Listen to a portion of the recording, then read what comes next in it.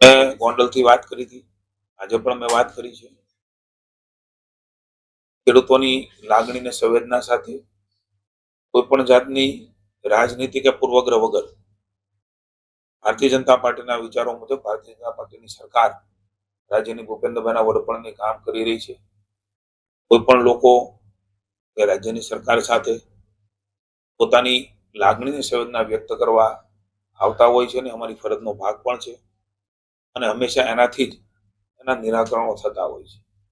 કોઈ પણ સમસ્યા માટે એને સમજીને લાંબા ગાળાની નીતિઓ એ રાજ્ય સરકાર, ખાસ કરીને ભૂપેન્દ્રભાઈનું નેતૃત્વ, અમારી ભાજપની સરકાર એ કોઈ ટૂંકા ગાળાની તો આગળ થીગળ નહીં, પણ લાંબા ગાળાની યોજનાઓ સર્વગ્રાહી રીતે ખેડૂતોના હિતમાં હોય આ પ્રકારના નિર્ણયો લેવા માટે સતત માનનીય મુખ્યમંત્રી શ્રી ઉર્જા વિભાગ હોય કે કન્સર્ટ અન્ય વિભાગો હોય એમને સતત માર્ગદર્શન આપી રહ્યા છે, અને આગામી સમયની અંદર પણ આ પ્રકારની નીતિ રીતિ સાથે ખેડૂતોની બાજુમાં ઉભા રહેવા માટેની સરકાર કટિબદ્ધતા સાથે, સંવેદના સાથે, મેં કહ્યું એમ કોઈ પણ રાજનીતિ